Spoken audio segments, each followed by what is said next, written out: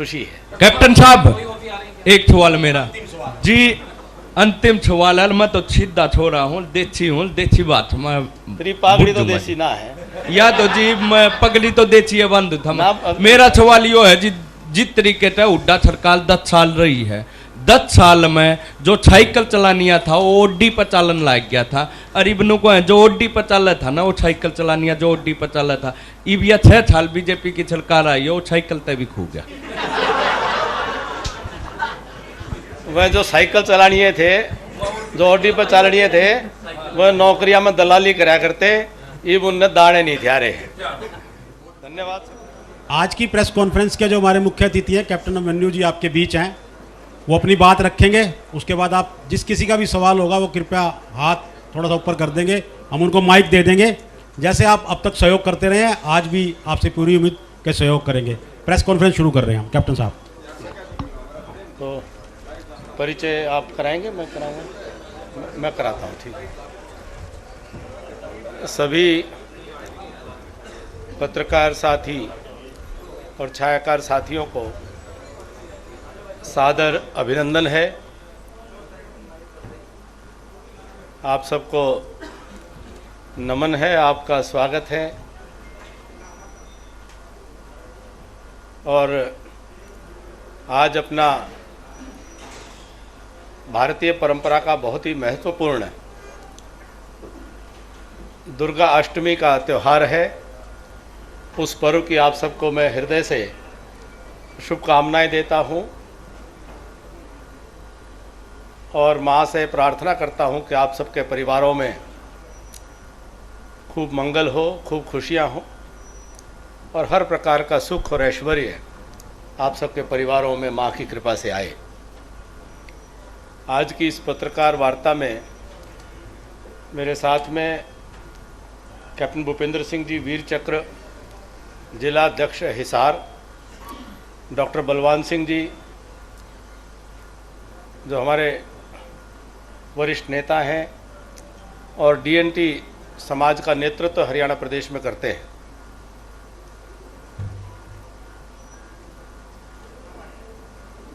आज आप सबसे मिलने का, रूबरू होने का अवसर मिला है। बड़ौदा का महासमर वह अपने पीक पर आ रहा है और मुझे आप सबके बीच में कहते हुए बड़ा संतोष हो रहा है कि जिस प्रकार के संकेत, लक्ष्मण जी आइए, लक्ष्मण जी आइए, श्रीमान लक्ष्मण नापा जी हमारे माननीय विधायक रतिया हमारे बीच में पहुंचे हैं। तो आप सबसे मुझे साझा करते हुए बड़ी खुशी हो रही है कि बड़ौदा विधानसभा क्षेत्र में जिस प्रकार से चुनाव प्रचार आगे बढ़ा है और उम्मीदवारों की घोषणा के बाद सभी दलों के नेता कार्यकर्ता गांव-गांव में जा कर के, और मैंने सोशल मीडिया के माध्यम से जो देखा है, नेता और कार्यकर्ताओं से ज़्यादा सक्रियता आप लोगों की मैंने देखी है। उस सब से जो संकेत मिल रहे हैं, हम पूरी तरह से आश्वस्त महसूस कर रहे हैं कि बड़ौदा की जनता इस बार निश्चित तौर पर वह पिछले आम चुनाव में हुई अपनी भूल को सुधार करके और बड़ौदा में कमल खिलाने वाली है। यूँ तो हमें इस बात का निश्चित तौर पर अफसोस है कि 2019 में भी जिस प्रकार से श्रीमान कृष्ण हुड्डा जी विधायक बने, आज वो दुनिया में नहीं रहे। हम अपनी तरफ से उनको अपनी भावभीनी श्रद्धांजलि प्रस्तुत करते हैं और विधानसभा में भी उनके साथ में बैठने का मौका मिला। उनके प्रति हमारा सम्मान का भाव पहले भी था और हमेशा रहेगा। लेकिन वक्त का तकाजा ये रहता है कि आज जो सुशासन और विकास भारतीय जनता पार्टी की सरकार में केंद्र और राज्य में पिछले 6 वर्षों में जो पूरे देश भर में हो रहा है, तो निश्चित तौर पर हम ये भी चाहते थे कि बड़ौदा भी उस बहती गंगा में हाथ धोते। स्वाभाविक है, एक फर्क पड़ता है, पक्ष और विपक्ष का एक स्वाभाविक एक फर्क पड़ता है। और बड़ौदा तो पहले ही भुक्तभोगी है। 10 साल बगल में सरकार रही, भूपेंद्र सिंह हुड्डा साहब मुख्यमंत्री रहे, गुहांडी गांव में बगल के हलके में सरकार का प्रभाव असर हर चीज के अंदर दिखाई देता था, लेकिन दिया तले अंधेरा था और बड़ौदा विकास से वंचित था। आज समय आ गया है कि बड़ौदा में वो विकास की गाथा को लिखने का। और जिस प्रकार से भारतीय जनता पार्टी की सरकार 5 वर्ष चली और अब 1 वर्ष गठबंधन की सरकार चली है, श्रीमान मनोहर लाल जी के नेतृत्व में मुझे पूरा विश्वास है कि बड़ौदा की जनता एक नई आस के साथ, नई उम्मीद के साथ अपना मत भारतीय जनता पार्टी के पक्ष में देगी। और हमारे बहुत ही होनहार उम्मीदवार, देश का नाम दुनिया में ऊंचा करने वाले, अंतर्राष्ट्रीय पटल पर भारत का तिरंगा पूरी दुनिया के सामने फहराने का कारनामा करने वाले और अंतर्राष्ट्रीय खेल जगत में अपना ही नहीं, अपने परिवार का ही नहीं, पूरे गांव और क्षेत्र का नाम ऊंचा करने वाले भाई योगेश्वर दत्त जी, वो निश्चित तौर पर बड़ौदा के प्रतिनिधि बन करके हरियाणा की विधानसभा में, जहां मनोहर लाल जी के हाथों को मजबूत करेंगे, भारतीय जनता पार्टी का एक विधायक और उस संख्या बल में बहुमत में बढ़ोतरी करने का काम करेगा। वहीं बड़ौदा में भी, जैसा मैंने पहले भी कहा, कि विकास की एक नई गाथा लिखी जाएगी। माननीय मुख्यमंत्री जी ने सरकार की तरफ से पहले ही कुछ घोषणाएं की है, आप उनको लगातार चर्चा भी कर रहे हैं, लोग उसको सराह भी रहे हैं कि अभी तक हैरानी की बात है कि 3 लाख के करीब या उससे भी अधिक जनसंख्या वाला क्षेत्र, और 3 लाख में हर वर्ष अगर लगभग 6000 बालक बालिकाएं स्कूल की पढ़ाई पूरी करते हों और 6000 बच्चे औसतन 2% मान करके चलते हैं, तो 6000 बच्चों के पढ़ाने के लिए, उच्च शिक्षा के लिए एक भी कोई स्थान ना हो, ये वास्तव में आज के इस युग में बहुत ही शर्मिंदा करने वाली बात थी। और वो भी तब जब 10 वर्ष सरकार के चौधर के नारे के आधार पर क्षेत्र को बरगलाया गया हो, बहकाया गया हो। तो आज उस कमी को पूरा करने का वक्त आया है।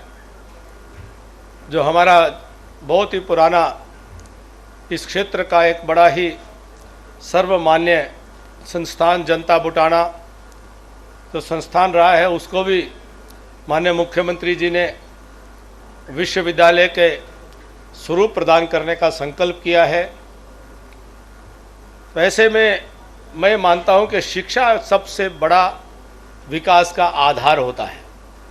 और मैं स्वयं, मेरा अपना निजी अनुभव है कि जिस क्षेत्र में मैं 5 वर्ष विधायक रहा, लगभग बड़ौदा जैसी स्थिति वहाँ रही। एक भी कॉलेज नहीं था।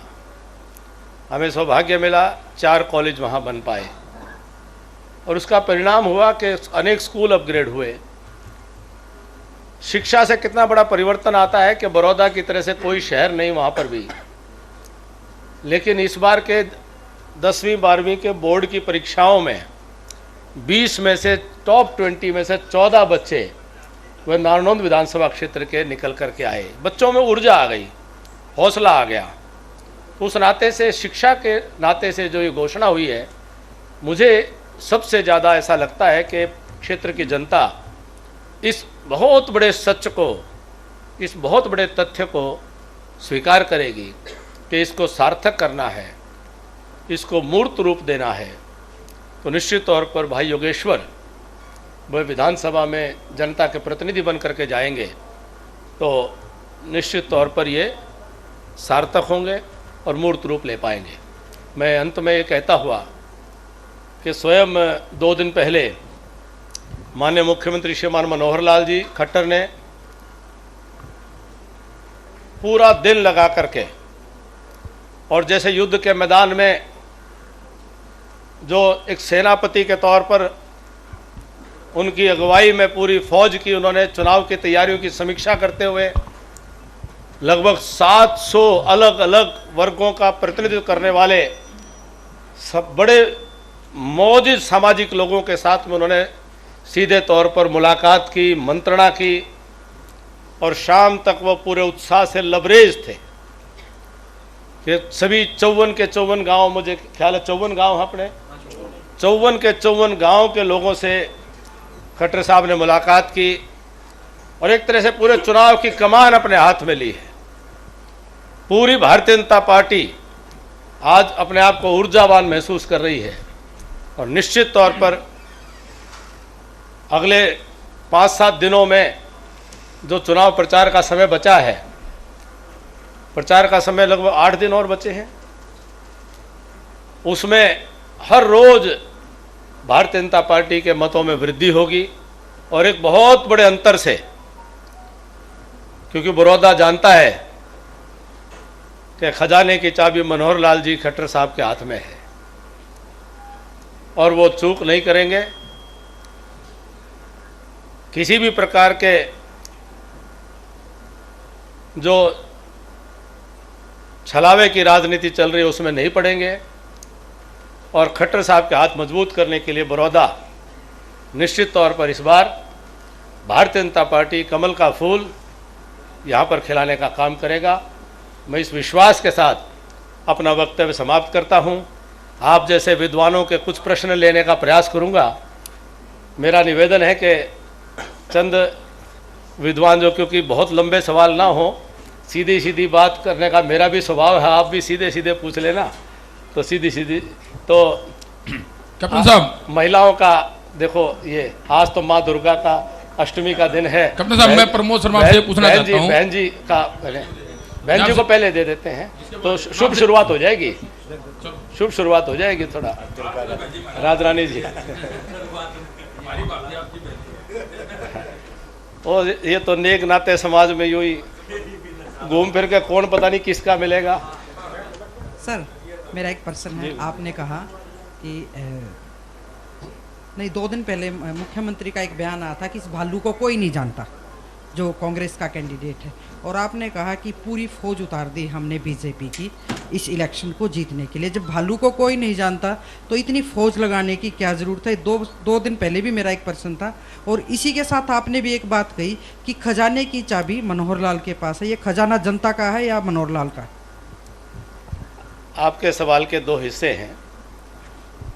भारतीय जनता पार्टी ये चुनाव लोकतांत्रिक प्रक्रिया में ये दलगत राजनीति के तहत चुनाव लड़े जाते हैं।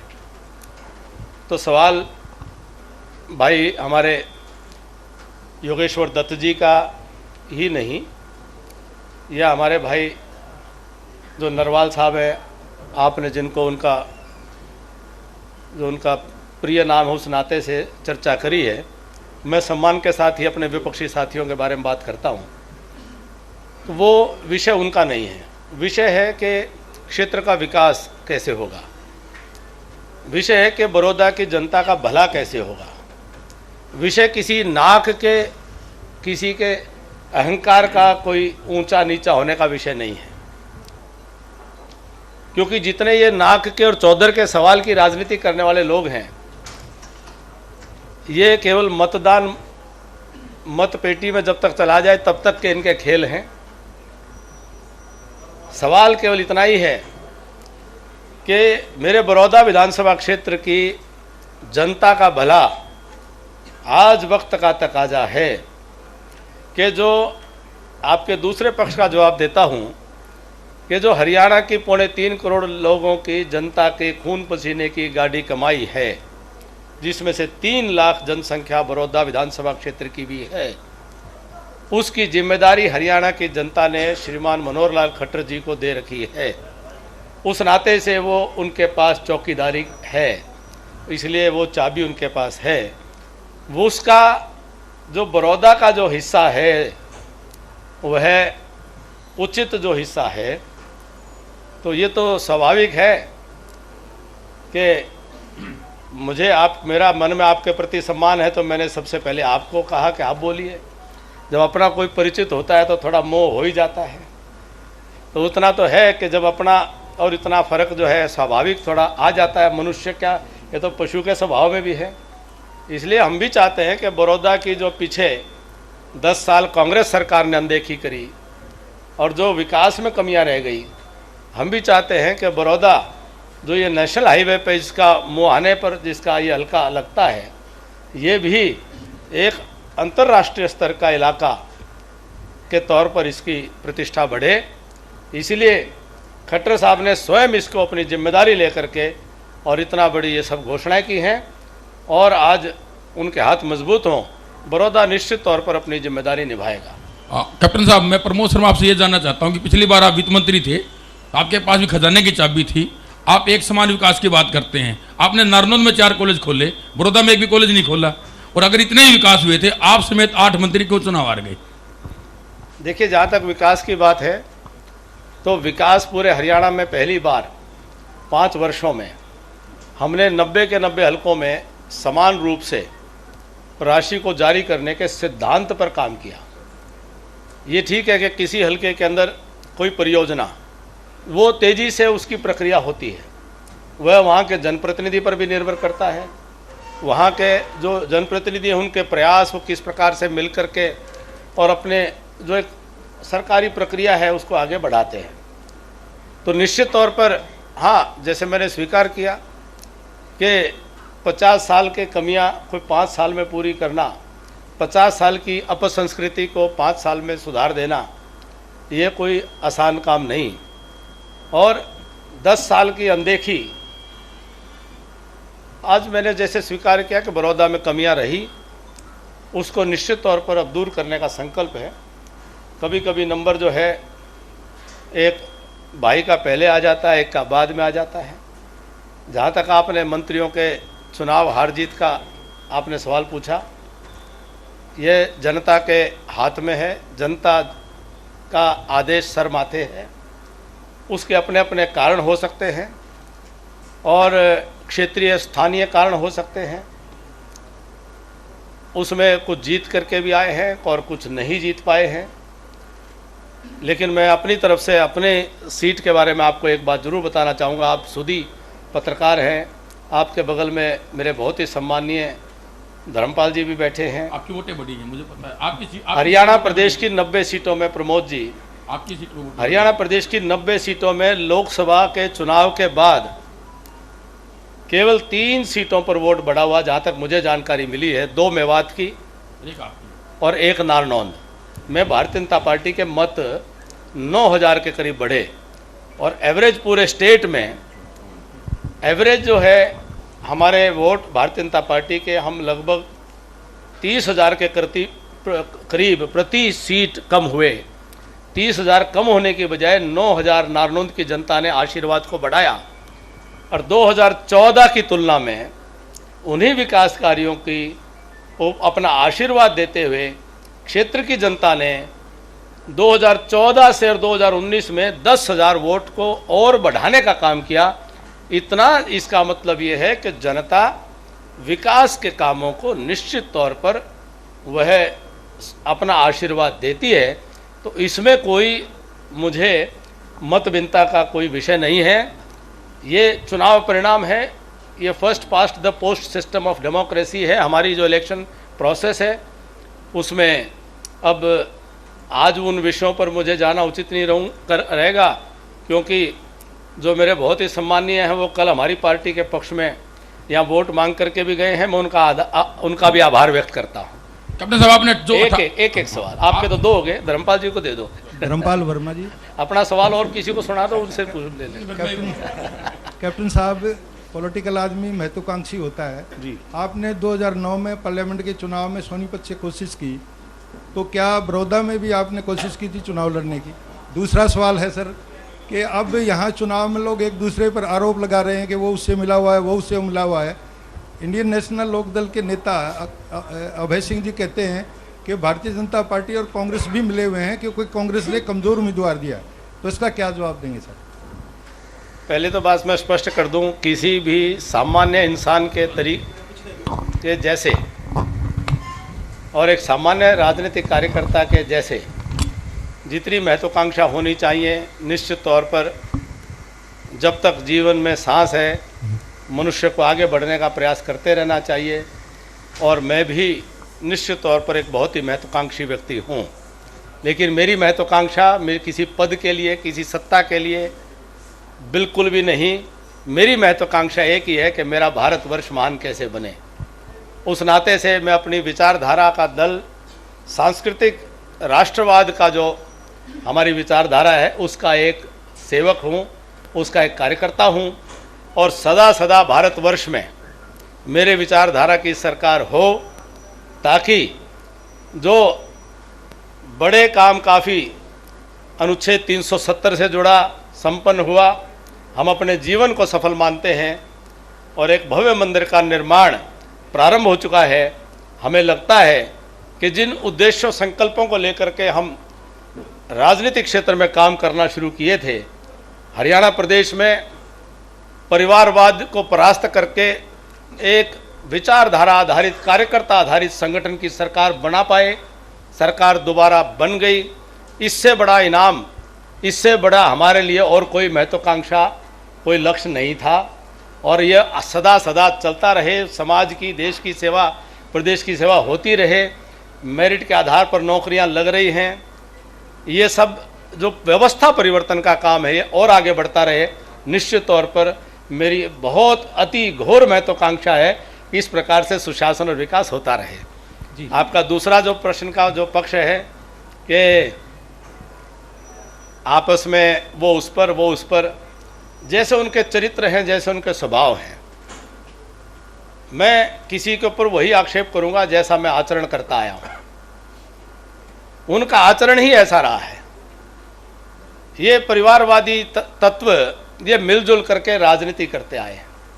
ये परिवारवादी तत्व नए नौजवानों को आगे बढ़ने से रोकने के लिए, नई पीढ़ी के नेतृत्व को आगे बढ़ने से रोकने के लिए इस प्रकार के छल कपट करते आए हैं और इस प्रकार के आरोप लगाना, क्योंकि इनकी स्वयं की ऐसे काम करने की संस्कृति है, इसीलिए इनकी अपनी भी इसी सोच के आधार पर इस प्रकार के आक्षेप करते हैं। मेरा ये मानना है कांग्रेस अपने दल की अपनी नीति के अनुसार वह चुनाव के मैदान में अपने कार्यक्रम को लेकर के आए। भारतीय जनता पार्टी अपनी विचारधारा, अपनी संस्कृति, अपनी नीति को लेकर के हम जनता के बीच में हैं। और इंडियन नेशनल लोकदल भी आए और वो एक चौथी पार्टी का नाम नहीं पता, वो महाशय जी, वो भी अपना विचारधारा में दमखम से आए और अपनी अपनी बात जनता के बीच में रखें। जनता जो है वो मालिक है और कितने ही कोई छल रच ले, कितने ही कोई कपट कर ले, कितने कोई प्रपंच कर ले, ये जनता जो है ये जनार्दन है, भगवान है और जनता का आदेश सर माथे होना चाहिए। जी अभिमन्यु जी, जगत महान न्यूज से तेजवीर सिंह। तेज जी, सर 2 दिन पहले कांग्रेस के दलित विधायकों ने एक योगेश्वर दत्त जी का पुराना ट्वीट सामने लाते हुए उनको दलित विरोधी बताया। उसमें आरक्षण के ऊपर योगेश्वर जी ने कहा है कि दलित कब आत्मनिर्भर होंगे, कब यानी कि वो संपन्न होंगे तो ये आरक्षण जो ख़त्म होगा। तो इस तरह का ट्वीट उनका सामने आया है, आप क्या कहेंगे? वो कह रहे हैं कि दलित विरोधी बयान है।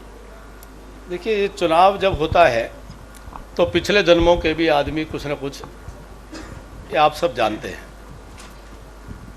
लेकिन उनके भाव को अगर मैं ईमानदारी से उसका आकलन करने की कोशिश करूँ कि कितना सुंदर भाव कि अंत्योदय का संकल्प जो पंडित दीनदयाल उपाध्याय जी ने हम सबको दिया है कि समाज की अंतिम पंक्ति में बैठा हुआ अंतिम व्यक्ति का उदय हो, और सब एक बराबर हो करके और किसी को किसी प्रकार की बैसाखी का सहारे की आवश्यकता ना पड़े, ऐसे श्रेष्ठ समाज का निर्माण करने का वो समय की कल्पना कि जब किसी को किसी प्रकार के सहारे की जरूरत ना पड़े, सब स्वावलंबी, सब समर्थ और सक्षम हों, तो ऐसे समाज की कल्पना करना वो निश्चित तौर पर वो समाज में कोई उसमें विरोध नहीं होना चाहिए। नमस्कार सर, मेरा नाम रोहित शर्मा है। आपने आंकड़ों की बात की कि 2014 से 19 तक आपने 10,000 वोट बढ़ाए अपने हल्के में। मैंने नहीं बढ़ाए, मेरी पार्टी ने बढ़ाए। पार्टी ने बढ़ाए। अब मैं कुछ आंकड़े अपने भी मैं आपको बताऊं। आपका एक नारा आया 2014 में, 13 में नारा आया था, सबका साथ सबका विकास। अब आपने देखिए विकास कैसे किया, कैसे आपने वोट बढ़ाए। लगभग 60,293 करोड़ कर्ज हुआ करता था हरियाणा सरकार पर। हुड्डा साहब ने 4 गुना बढ़ाया और आपने विकास ऐसा किया, आपने 6 गुना बढ़ा दिया। 1,85,548 करोड़ आपने पहुंचा दिया। लगभग हर आदमी को आपने इतना कर्जवान बना दिया। हरियाणा में जो भी अभी रह रहा है, ये कैसा विकास हुआ कि हरियाणा इतना ज़्यादा कर्जदार हो गया? वित्त मंत्री भी आप ही थे। मैं आपसे निवेदन करूंगा, एक तो अपने आंकड़ों को दुरुस्त कर लीजिएगा। और मैंने भूपेंद्र सिंह हुड्डा साहब से कई बार आग्रह किया, निवेदन किया, प्रार्थना की, हाथ जोड़े, विनम्रता से कहा कि आप 10 साल हरियाणा के सरपरस्त रहे हैं, आपने हरियाणा की चौधर की है, आपने हरियाणा के खजाने का जो भी कुछ किया है, आप एक बार विधानसभा के पटल पर ये सारे आंकड़ों के साथ कृपा करके चर्चा करें। और मेरा आपसे, आप शर्मा जी पढ़े लिखे साथी आप हैं, मेरा आपसे निवेदन है, विधानसभा की कार्रवाई का रिकॉर्ड भी उपलब्ध है, आप एक बार उसको भी ज़रूर देख लें। लगभग 79,000 करोड़ रुपीस से का तो बजट जो 2014 का प्रस्तुत हुआ था, 70,000 करोड़ रुपए का कर्जा भूपेंद्र सिंह हुड्डा साहब की सरकार पे बजट के खाते में था। 26,950 करोड़ रुपए का कर्जा उन्होंने चोरी छुपे सरकार के खाते में ना डाल करके बिजली कंपनियों के खाते में डाल रखा था। कितना? 26,950 करोड़ का कुल कर्जा हुआ। 97,000 करोड़ के करीब आदरणीय भूपेंद्र सिंह हुड्डा साहब की सरकार, उनसे मैं उम्मीद नहीं करता उनको आंकड़े याद होंगे, उनको आंकड़े कभी समझ में आए होंगे, क्योंकि उनको तो केवल दिल्ली की सल्तनत की सेवा करना ही समझ में आता था। वहाँ जो है किस प्रकार से उनको कैसे राजी खुशी किया जाए, उससे अतिरिक्त उनकी सोच और उनकी दुनिया की उनकी कल्पना ही नहीं थी। 97,000 करोड़ के बाद जो 2019 का जो बजट हमने प्रस्तुत किया, वह कुल कर्ज 1,40,000 करोड़ रुपए तक गया। उसके बाद 2020 के बजट के आंकड़ों को आप लेकर के चल रहे हैं मेरे मित्र। दूसरी बातें फिर निवेदन करता हुआ, विधानसभा के रिकॉर्ड की उठा करके देख लें। हर आर्थिक मापदंड में फिस्कल डेफिसिट हो, उनकी सरकार से कम किया। रेवेन्यू डेफिसिट हो, उनकी सरकार से कम किया। प्रति व्यक्ति आय को लगभग पिछले 5 साल में 2 गुना हुई है। प्रति व्यक्ति कर्ज 2 गुना नहीं हुआ, प्रति व्यक्ति आय 2 गुना हुई है। और हरियाणा जो 2014 में भूपेंद्र सिंह हुड्डा साहब की कृपा से ईज ऑफ डूइंग बिजनेस में 14वें नंबर पर था, हम उसको नंबर 1 से लेकर के और फिर नंबर 3 तक लेकर के आए। अभी हालिया रैंकिंग उसकी फिसली है। मुझे पूरा विश्वास है कि वर्तमान जो हमारे जिम्मेदार लोग हैं उसकी समीक्षा करेंगे और उसको फिर सुधार की तरफ लेकर के जाएंगे। लेकिन निश्चित तौर पर पहले से कहीं बेहतर। मैंने 2 दिन पहले की हुड्डा साहब की प्रेस कॉन्फ्रेंस पढ़ी, उन्होंने कहा कि 50,000 का कर्जा और इतना कर दिया। बड़ा दुर्भाग्य के साथ कहना पड़ता है, मैं कोई सम्मान से हटके बातें नहीं कहना चाहता, लेकिन झूठ को कब तक बेचेंगे और कब तक झूठ के आधार पर राजनीति करेंगे? और क्यों नहीं सीधे सीधे वो चर्चा करने के लिए आते? और विधानसभा है ही चर्चा करने के लिए। और लगभग 3 बजट के मेरे वित्त मंत्री के जो समापन भाषण, जो बजट के अधिवेशन का, जिसमें मैं जिम्मेदारी होती थी वित्त मंत्री के नाते जवाब देने की, मैंने निवेदन किया उनसे कि आप, मेरा निवेदन है कि जब मैं जवाब दूं तो कृपया कुर्सी मत छोड़ना, आप सदन को छोड़ करके मत जाना। परंतु मुझे उनके सानिध्य का सौभाग्य नहीं मिला कि मैं उनको रूबरू कुछ बातें कह पाया। पर मेरी आशा है कि उन्होंने उसको कहीं सुना होगा। ये मैं उम्मीद नहीं करता कि उसको समझ पाए होंगे। सर रविंद्र वर्मा, देश अब तक मैगजीन, जी देश अब तक मैगजीन निकालते हैं हम, और यूट्यूब चैनल भी है हमारा। सर सोनीपत डिस्ट्रिक्ट में पिछला जो प्लान था आपका, उसमें एक मंत्री थे और विधायक भी एक ही थे, तो मंत्री बनाया गया था उनको।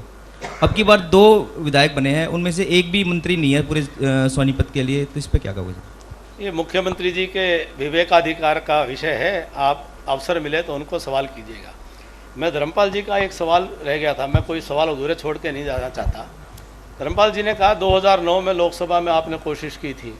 मेरी कोशिश कब किसने देखी? मैंने अपने जीवन में कभी भी जा कर के ना कोई पद मांगा है, ना मैंने कभी कोई टिकट मांगी है। आप कभी किसी से पूछ लेना। मैं कभी भी किसी के पास, मैं सिर्फ काम जो मुझे जिम्मेदारी मिलती है तो उस काम को पूरा करता हूँ। कैप्टन साहब, मेरा भी सवाल इसी चीज़ से जुड़ा हुआ था। कमलदीप पत्री, देखिए 2020 आपके लिए बड़ा सुर्खियों से भरा रहा। या राज्यसभा की सीटों के ऊपर चुनाव की बात करूं, या फिर मैं प्रदेश अध्यक्ष के चुनाव की बात करूं, हरदम यही चुनाव की सुर्खियां बनती थी कि आज भी कैप्टन अभिमन्यु जी दिल्ली जाकर डट गए हैं। क्या आपका कहीं भी दाव नहीं लगा पाया? मैं आपको, ये खबरें भी आप ही लिखते हैं। 2020 से लेकर आज 2020 जनवरी 1 से लेकर और आज अक्टूबर की तारीख कौन सी है जी? 24 तारीख है। मैं आज तक दिल्ली में किसी भी राष्ट्रीय नेता से मिलने तो की बात तो छोड़िए, मैं फ़ोन भी करने के लिए नहीं गया। मैंने, मेरी बात का मुझे लगता है इससे बड़ा स्पष्ट सवाल, मैं पार्टी का एक सिपाही हूँ, निष्ठावान कार्यकर्ता हूँ, विचारधारा को समर्पित हूँ। पार्टी जब मेरे योग्य कोई काम समझेगी, मैं निश्चित तौर पर पार्टी जब भी मुझे कोई जिम्मेदारी देगी, उस काम को मैं करने के लिए सदैव तैयार और तत्पर हूँ। मुझे आवश्यकता नहीं कि मैं किसी के पास जाऊँ। आपकी अपनी, जैसे मैंने कहा कि अपनी अपनी मानस और अपने अपने संस्कार के अनुसार कल्पनाएं करके लोग जो है दृश्य, दुनिया का दृश्य देखते हैं। तो जैसी अंदर की दृष्टि होती है वैसी ही सृष्टि दिखाई देती है। लेकिन अभिमन्यु को देखने के लिए आपको अपने दृष्टि को अन्य प्रकार से उसको बदलना पड़ेगा। अभिमन्यु को जानने के लिए आपको अपनी दृष्टि बदलनी पड़ेगी। इतना सरल नहीं है मेरे भाई। तो हमारे भी ग्रुप वहाँ पर होते हैं, हेड ऑफिस के अंदर। अपना मीडिया के अंदर काम करते हैं। 2020 में 10 महीने में केंद्रीय कार्यालय में मैं 2 बार गया, वो भी मुझे बुलाया, किसी जिम्मेदारी के तहत मैं गया। आपके सूत्र जो हैं मेरे मित्र, उनको ठीक कर लो, वो गलत है। नहीं, टिकट कार्यकर्ता को पार्टी देगी, जिसको पार्टी उचित समझेगी। टिकट एक को मिलती है, ये कोई पैमाना नहीं है कि टिकट मिला वही श्रेष्ठ हो। पार्टी के बहुत जो भी सब कार्यकर्ता हैं या जिसको जिम्मेदारी मिली, ये भाजपा है, ये कांग्रेस नहीं है। ईश्वर आपको बहुत ऊंचाइयों पर लेके जाए मेरे मित्र। किसी और साथी का कोई सवाल हो तो? आप सबका बहुत बहुत धन्यवाद। मैं जमा खाली हूँ, कोई दिक्कत नहीं है। सर नमस्कार। सर नमस्कार, मैं अरुण शर्मा, खबर फास्ट न्यूज़ चैनल से। अभी आपने शुरुआत से लेकर सभी सवालों को भी बड़े विनम्रता से जवाब दिए, जैसा आपका स्वभाव है। हम लोग आपको वित्त मंत्री होने के नाते भी देखते रहे और अब एक नेता कार्यकर्ता होने के नाते भी बड़ी विनम्रता से आप बात कर रहे थे सर। बहुत सारी चीज़ें आपने बताई कि कितना विकास हुआ और सब चीज़ें दिख भी रही हैं, ऐसी बात नहीं है कि कुछ नहीं दिख रहा। हरियाणा में निकलते हैं तो सड़कें भी अब दिखाई देती ही हैं, ऐसा नहीं कि गाड़ी चलती है तो पता चलता ही है कि कितनी अच्छी हो गई। बड़ौदा विधानसभा की अगर बात करें सर, इसमें आपने अपने पूरे वक्तव्य में 4 बार 10 साल का जिक्र किया। एक बार आपने कहा 6 साल हमारे भी हो गए, 5 साल बीजेपी के और 1 साल गठबंधन का। लेकिन क्या ऐसी मजबूरी है कि 10 साल को बार बार गिनाना पड़ रहा है और 6 साल के बारे में कुछ बहुत ज़्यादा बात है नहीं कहने को? क्या ऐसा माना जाए कि अगर यहाँ पर 2014 मोदी लहर में भी कमल नहीं खिला, फिर 2019 मनोहर लहर में भी कमल नहीं खिला, इसका कोई वेंडेटा है? या फिर अगर ऐसा है तो सबका साथ सबका विकास वाली जो अवधारणा थी वो कहाँ पर गई? इसका जवाब आपसे। जी, मैं निश्चित तौर पर मानता हूँ आप जितने सुंदर हैं उतने सियाने भी हैं। मैंने 2000 का जिक्र 10 साल का जिक्र इसलिए किया, 2004 से 2014 10 साल इस क्षेत्र के लोगों ने सरकार में साझेदारी की थी। 10 साल इस क्षेत्र के लोगों ने सरकार अपनी मान करके सरकार की ताकत को मजबूत किया था। 10 साल इस क्षेत्र के लोगों के कानों के अंदर बार बार ये गीत गुंजाए गए कि तुम्हारी चौधर है। 10 साल उनको ये सपने दिखाए गए कि तुम्हारी चौधर है, तुम्हारी सरकार है, तुम्हारा राज है, और जनता ने उस तथाकथित राज में अपनी हिस्सेदारी मान करके उसमें अपना योगदान दिया था। वो 10 साल का विश्वासघात है। ये ठीक है कि 6 साल में भी जितने काम हो सकते थे वो नहीं हो पाए, लेकिन इस क्षेत्र की जनता ने उन 6 साल में उस राज में, सरकार में जो साझेदारी करने की जो बात है, कहीं ना कहीं वहाँ पर उन दोनों में ये मौलिक अंतर है। इसलिए 10 साल की चर्चा है कि 10 साल सरकार में साझे के नाम पर वोट दिए और विश्वासघात किया। जो चुन करके गए, जिन्होंने चौधर का नाम लिया, जिन्होंने राज लाने की बात की, जो आज कह रहे हैं कि खजाना फिर यहाँ के चाबी का नहीं, पूरा खजाना ले आएंगे, इसलिए जिक्र करना पड़ता है कि ये लोग तुम्हारे काटे हुए हैं। ये लोग 10 साल तुम्हारे जो विश्वासघात और धोखा है ये उसके शिकार हैं। ये भोले भाले जरूर हैं, लेकिन अपना इस बार भूल को सुधारने वाले हैं निश्चित तौर पर। कैप्टन साहब, आप जीवन में एक चुनाव जीते हैं, वो भी आप भी मुख्यमंत्री के नाम पर जीते थे, वरना तभी मुख्यमंत्री की बात आप चुनाव हार जाते हैं। आपने जब जीता, नारायण ने ये कहा था कि आप चुनाव जिताइए, मुख्यमंत्री बना दिए जाएंगे। अब कल्पना का सवाल है, मैं उसका क्या जवाब दूं? ना मैंने कहा ना कुछ। आपके केंद्रीय नेतृत्व ने कहा था। नमस्कार सर, अभी जीवन बहुत बाकी है मेरे मित्र। सर, भगवान ने सांस दी तो अभी बहुत बाकी, उसकी चिंता ना करो। सर, मैं जोगेंद्र कथुरिया बेबाक तीखेबोल से एक सवाल है कि भारतीय जनता पार्टी कहती है कि हम सभी कार्य पूर्णतः पारदर्शिता के साथ करते हैं। ये केवल नौकरियों तक ही सीमित ही क्यों है? जो भी पूरे हरियाणा में टेंडर्स हो रहे हैं वो अपने चहेतों को दिए जाते हैं, वहां पारदर्शिता क्यों नहीं? कोई गरीब या कोई और विपक्षी पार्टी का भी वो मजबूत हो, उसको अगर टेंडर मिल सकता हो तो उसे ना देकर अपने चहेतों को क्यों दिए जाते हैं? ये तो काल्पनिक सवाल है। या तो कोई सीधे सीधे कोई विषय बताया जाए, उस विषय की जानकारी मिलेगी तो उस पर कुछ उत्तर दे सकता हूँ। अब डॉक्टर अनुज जी का अंतिम प्रश्न मान करके, अच्छा अनुज जी और जो है अजय जी, ये राशि मेरी अभिमन्यु की राशि से मिलते हैं, इसलिए 2 ले लेता हूँ, 2 ले लेता हूँ। हाँ जी कप्तान साहब, जाट बहुल्य इलाका है जहाँ पर चुनाव हो रहा है, क्या यही वजह है कि बीजेपी जो पिछले चुनाव में जाट आरक्षण को भुना रही थी और अब की बार वो जिन बाहर नहीं निकला क्योंकि यहाँ पर जाट बहुल्य इलाका, इस वजह से आप मानते हैं इस चीज़ को? मुझे आपका सवाल एक तो थोड़ा सा आधा समझ में आया नहीं, तो आधा समझ में आया उसका उत्तर दे देता हूँ, फिर आप अपना दोबारा कर देना जो मेरी समझ में आया। देखिए, ये आप लोगों के गणित और आप लोगों के अपने सोचने का विषय है। मैं कभी भी इन चीज़ों को स्वीकार नहीं करता और कभी आज तक पार्टी फोरम पर भी मैंने इन बातों को कभी भी स्वीकार नहीं किया है। ये जो गणित लगाते हैं, आंकड़े लगाते हैं, जातीय समीकरण लगाते हैं, ये लोकतांत्रिक प्रक्रिया में भारत के संविधान को एक प्रकार से धोखा देने वाली बातें हैं और समाज को भी धोखा देने वाली बातें हैं। जो तमाम राजनीतिक दलों के नेता और अपने उम्मीदवार भी शपथ पत्र देते हैं कि मैं भारत के संविधान के अनुसार किसी के साथ में भेदभाव नहीं करूंगा, उस शपथ पत्र के साथ अपनी उम्मीदवारी प्रस्तुत करते हैं। ऐसे में इतना नंगा नाच जब जातिवाद का होने लग जाए तो मैं उस प्रकार की चर्चा का हिस्सा अपने आप को नहीं बनाता हूँ।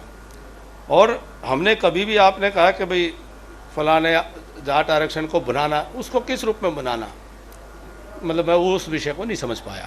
तो इसमें कप्तान साहब ये बार ये कहा गया कि जिन्होंने इस आरक्षण की आग लगाई उनको सजा देनी है, इस तरह की स्पीचेस आपकी पार्टी के जितने भी नेता थे उनकी तरफ से की गई, तो सीधे से तौर पर ये भी जातीय बात तो हुई ना?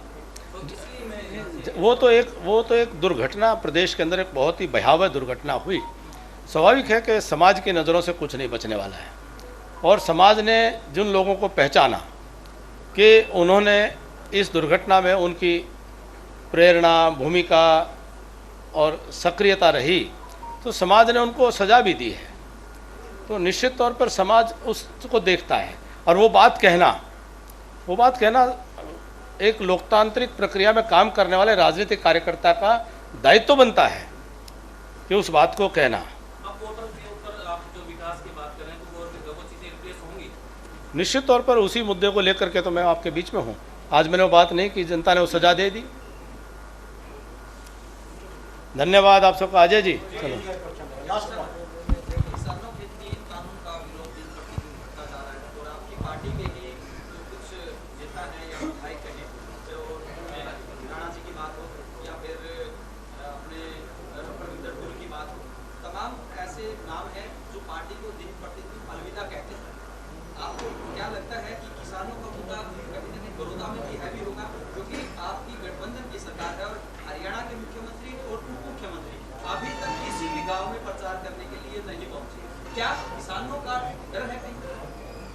निश्चित तौर पर बिल्कुल भी नहीं।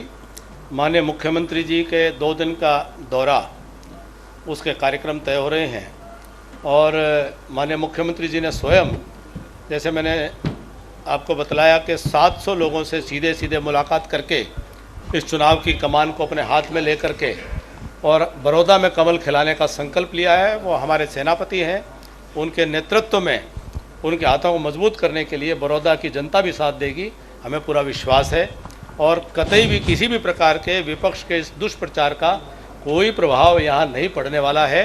जहाँ तक कुछ लोग गए हैं, मैंने पहले भी कहा है कि हमें अपना कोई साथी कोई जाता है तो उसका अफसोस, उसका दुख होता है, लेकिन हमें इस बात की भी खुशी है कि प्रदीप सांगवान जी हमारे पुराने साथी और हमारे बहुत ही वरिष्ठ नेता चौधरी किशन सिंह सांगवान जी का परिवार वो भारतीय जनता पार्टी में उन्होंने वापसी की है।